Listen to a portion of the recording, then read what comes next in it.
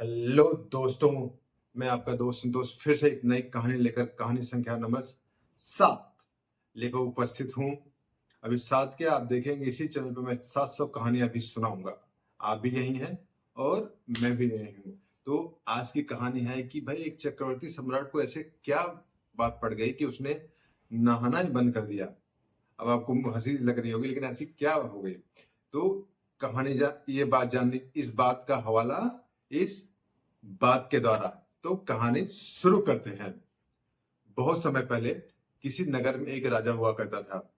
राजा का नाम पुष्पेंद्र प्रताप सिंह था। नाम तो भाई भारी भरकम था ही, राजा भी भारी भरकम था और चक्रवर्ती राजा था।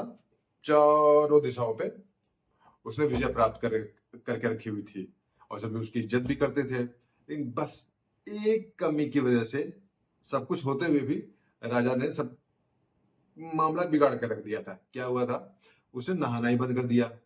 अब नहाना बंद कर, शुरुआत में तो सब ठीक रहा लेकिन फिर उसके बाद बदबू आने लगी। लोग उसे कटे कटे रहते, दरबार में जाता लोग उसे कटे कटे रहते, लोग दूर दूर रहते। ये राजा है, लोग मुंह पर तो कोई नहीं बोलता था लेकिन प्रजा दूर रहती, दरबारी दूर रहते, अंगरक्षक दूर रहते और राजा को भी आदत पड़ चुकी थी।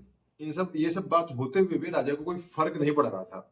राजा को भी कोई चिंता नहीं थी कि ठीक है हम अपना करेंगे, हम जो करे कर रहे थे हमको। लेकिन ये सब बात होते हुए भी उसका जो लड़का था सिर्फ एक ही पूरे राज्य में वही था जिसको इस बात से फर्क नहीं पड़ रहा था कि पिताजी के साथ कैसी स्थिति है। मतलब उसे इस बात से कोई दिक्कत नहीं थी कि पिताजी को क्या हो रहा है क्या नहीं, लेकिन वो उनके पास रहता था। लेकिन भाई पत्नी पत्नी तो भाई बोले भट, कौन रहेगा तुम्हारे साथ, हमेशा जब देखो तो बदबू मार रहे हो। तो इसलिए पत्नी तो छोड़ के चली गई, वो अपने मायके चली गई। लेकिन लड़का तो साथ रहता था। अब कुछ वर्ष तो बीते लेकिन अब जब लड़का उसका 10 वर्ष का हुआ तो उसको ये सब चीजें अजीब लगने लगी। जहाँ गुरुकुल में जाता, गुरुकुल में बात करते, उसके गुरु बात करते, उसके सहपाठी बात करते, दरबार में आता तो लोग बात करते, प्रजा बात करती। राजा को तो फर्क नहीं पड़ता लेकिन उसके लड़के को जरूर फर्क पड़ रहा था इन सब बातों से। उसने सोचा कि भाई अब किसी तरह से ये उपाय किया। सबसे पहले पिताजी के पास गया, उसने पूछा कि आप ऐसा क्यों कर रहे हैं। उसके पिता ने बात को टाला, बोला छोड़ो छोड़ो क्या करना होगा। फिर भी उसने पूछा बताइए आप ऐसा क्यों कर रहे हैं। बोला कि देखो अब जो पूछे तो बता देते हैं। क्या हुआ था कि एक बार जब मैंने चारों दिशा में विजय प्राप्त की थी तो उस समय 1 महीने मैंने लगातार युद्ध किया था, बिना रुके थके भोजन, किसी भी प्रकार न निद्रा न कुछ न नहाना, कुछ के बिना सब कुछ खत्म कर दिया था 1 मास तक। जब मुझे ये सब विजय प्राप्त हुई तो बाकी कार्यक्रम तो सब जुड़ गए, खाना वगैरह क्योंकि वो अंदर के थे, लेकिन नहाना नहीं जुड़ पाया क्योंकि मैं इसके बारे में लगभग भूल चुका था और मुझे ऐसा लग रहा है कि अगर मैंने ये शुरू किया तो मेरी विजय सब खत्म हो जाएगी, मैं साधारण राजा बन जाऊंगा। लड़का बोला ये भगवान, ये बात पे आप परेशान हैं। लेकिन राजा माना ही नहीं। लड़के ने बोला कि भाई कोई दूसरा उपाय करना पड़ेगा, ये तो मेरे पिताजी मानने वाले नहीं। तो ऐसे उसने वेश बदला अपना। 10 साल का था लेकिन वेश बदलना जानता था भाई, था तो उसी माहौल में। वेश बदला, एक साधारण सा बालक बना और बाजार में निकल गया। कभी इधर देखता, कभी उधर देखता, कभी कुछ देख रहा है कि भाई कैसे भी पिताजी के शरीर की बदबू खत्म करे। देखते देखते अब सभी बालक है, कोई उसकी बात कोई समझ नहीं पा रहा है, सीरियस भी नहीं ले रहे थे क्यों यार ये तो ऐसे ही है ऐसे ही है। करते करते सुबह से हो गई शाम। अभी बेचारे को भूख भी लगने लगी। अब जो फल वगैरह रखे थे इसने अपने पास वो खाए। अब करते करते लगभग बाजार पार कर चुका था, शहर पार कर चुका था, गांव शुरू होने वाला था। शहर और गांव के मध्य का इलाका था। अचानक से उसकी नाक में बड़ी अच्छी सी सुगंध आई। अब अच्छी सी सुगंध आई तो उसने सोचा भाई क्या बात है, बहुत अच्छी सी सुगंध है, जरा देखे तो। ऐसे करते करते सुगंध का पीछा करते करते उस पहुंचा तो देख क्या है, रंगसाज। रंगसाज जो कपड़ा वगैरह को रंग नहीं लगाते, जैसे सफेद साड़ी है तो उसको हरी कर दिया, हरी को नीली कर दिया, नीली को पीली कर दिया, ऐसे रंगसाज रंगसाज था, वो लगा था। लड़का गया, बोला भाई ये क्या है, क्या कर रहे हो। बोला क्या कर रहा हूँ, कपड़े को रंग लगा रहा हूँ। बोला लेकिन ये खुशबू कैसी है।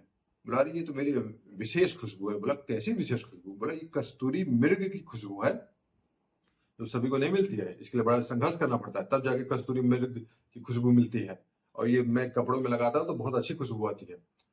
अब उसको लगा लड़के को अगर ये कैसे भी खुशबू मेरे पिताजी के हमेशा पास रहे तो उपाय हो सकता है। तो उसने बोला कि एक काम करो, खुशबू मुझे बेचोगे क्या? ये उसने ऊपर से नीचे देखा, फटा हाल लड़का। बोला अरे क्या तुमको क्या बेचोगे, तुम कौन हो जी, भागो यार भागो। लेकिन लड़का गया नहीं, भाई काम तो जरूरी था। राजकुमार ने कहा कि एक काम करो, मैं तुमको ये 10 सोने की स्वर्ण मुद्राएं देता हूँ, ये रख लो, ये बदले में इत्र दे दो। अब इत्र का दाम तो मुश्किल से आधा स्वर्ण मुद्रा रहा होगा, ठीक है, लेकिन 10 स्वर्ण मुद्रा देके रंगसास का दिमाग। अब उसने कुछ नहीं सोचा कि कौन लड़का है कौन क्या है। हाँ हाँ ले लो, तुरंत उसने कस्तूरी मृग वाला इत्र पकड़ा दिया। वो लड़के ने पूछा इसको कैसे कैसे इस्तेमाल कर सकते हो? बोला कैसे भी कर लो, धूप में सुखा लो, कैसे भी इस्तेमाल करना है कुछ भी कर लो, इसको कैसे भी प्रयोग कर सकते, तुम्हारी इच्छा, बस खाने में मत डालना, बस इस बात का ध्यान, खाने का में प्रयोग नहीं कर सकते इसको। ठीक है, ये बात हो गई। राजकुमार चला अपने महल में गया, उसने कस्तूरी का जो इत्र था उसको धूप में सुखा लिया, सुखा के छोटी छोटी छोटी छोटी साबुन की जैसे बाटी होती है ना, वैसे बना लिया उसने। बना के फिर राजा जो अब उसके पिताजी थे उनके आसपास धीरे धीरे रखने लगा, धीरे धीरे कभी एक रखता, कभी 2 रखता, कभी 3 रखता, धीरे धीरे रखने लगा। अब उसके पिताजी पहले तो बोले क्या अजीब सी महक आ रही है, आदत तो थी नहीं। फिर धीरे धीरे महक अच्छी लगने, धीरे धीरे और अच्छी लगी। भाई कस्तूरी मृग, कहावत है कस्तूरी कुंडल बसे मृग ढूंढे बनमाही, मतलब जो कस्तूरी अंदर ही बसी है लेकिन मृग ढूंढ रहा है, उसी तरह राजा के लड़के के पास ही कस्तूरी है लेकिन वो खोज रहा है कि भाई कहाँ गया कहाँ गया कहाँ गया। और उसको आदत लग गई, धीरे धीरे उसको अच्छा लगने लगा। भैया कैसे भी ये इस खुशबू का पता लगाना पड़ी है कि, प्रयास किया लेकिन पता लग नहीं पाया। उसके लड़के ने इसकी बेचैनी पकड़ ली, पिताजी बात क्या है? ये खुशबू तो है, पता नहीं कहाँ से आती है लेकिन हम मुझे बहुत अच्छी है। लड़का बोला पिताजी मेरे गुरु जी को पता हो सकता है, जो मुझे पढ़ाते हैं उनको पता हो सकता है। हाँ ये बात हो सकती है, भाई उनको पता है, वो कुछ कर सकते हैं। तो लड़के ने कहा अगर वो जो बोलेंगे वो आप करोगे? राजा बोला हाँ हाँ, मैं इस कस्तूरी मृग जो की खुशबू को पाने के लिए मैं कुछ भी करने को तैयार हूँ। ठीक है, बात तय हो गई। वो अपने गुरु जी के पास गया लड़का, बोला कि गुरु जी ऐसी ऐसी बात है। उसने पूरी बात बता दी कि मैं उनकी शरीर की बदबू खत्म करने के लिए प्रयास करना चाहता हूँ। तो गुरु जी बोले बेटा देखो एक उपाय हो सकता है। बोला क्या?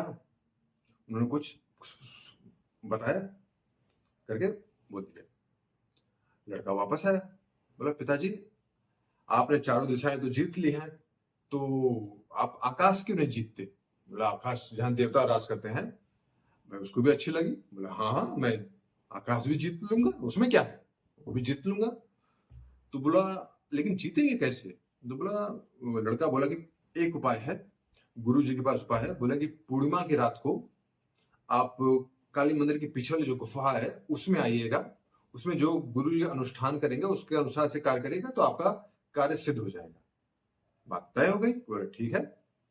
पूर्णिमा आई, वो काली जी के मंदिर के पीछे वाले में जो गुफा होती है वहां पहुंचा, अनुष्ठान का माहौल बना हुआ था। उसने गुरु जी को प्रणाम किया, बैठ गया। बदबू तो सही से आ ही रही थी लेकिन चूंकि आसपास बहुत सारे मसाले जल रही थी तो इसलिए बदबू थोड़ी कम थी, क्योंकि मसालों का भी धुआं था, बदबू थोड़ी कम आ रही थी। उसने पूछा कि गुरुजी बताइए मुझे क्या करना है?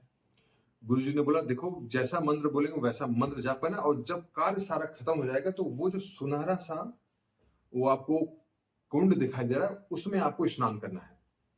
ठीक है, सभी मंत्र प्रक्रिया खत्म हुई, जब इसी बीच में हो रही थी तो उसमें उसका लड़का गया और बहुत सारा कस्तूरी मृग का जो इत्र था बहुत सारा डाल दिया उसने। बाद में रंग साज से बहुत सारा लेकर आया हुआ था, बहुत सारा उसने डाल दिया। हुआ उसके बाद राजा गया कपड़े सहित, पूरे अपने कपड़े सहित, उसको कहा गया था कि आप स्नान करेंगे, कपड़े सहित राजा उसके अंदर गया और कुछ 5 क्षण राजा उसके अंदर रहा और फिर इशारा हो गया आप बाहर आइए। राजा जब बाहर आया, वाह, एकदम ऊपर से नीचे सुनहला राजा, कल तक जो राजा मैल की वजह से काला राजा, ऊपर से लेके एकदम सोने जैसा, कपड़े वैसे सोने, आंखें नाक बाल सब कुछ एकदम सुनहला, एकदम आभा छूट रही है, जबरदस्त था, बाकी उसके आगे मसालों की रोशनी फेल हो गई। अब जब ऐसा वो रूप हुआ तो राजा अपने आप से भी खुश हो गया, बोला गुरु ये आपने मेरे साथ क्या किया, आपने तो मुझे मेरा वापस रूप दिला दिया। तब गुरु जी बोला ये तुम्हारा नहीं, ये तुम्हारे बेटे का है। तब राजा को अपने बेटे पर बहुत गर्व हुआ और उसके बाद से राजा के शरीर की खुशबू हमेशा हमेशा के लिए वापस आ गई और बदबू हमेशा हमेशा के लिए खत्म हो गई और वो राजा पोपी राजा से खत्म हो गया। राजा पुष्पेंद्र प्रताप सिंह चक्रवर्ती सम्राट फिर से वापस अपनी कीर्ति को फिर से प्राप्त कर लिए। तो कहानी गई वन में, सोचो अपने मन में। मैं कल फिर उपस्थित होऊंगा एक नई ताजा तरीन कहानी लेकर। इंतजार करते रहिए और इंतजार का आनंद लीजिए। कल फिर मिलते हैं।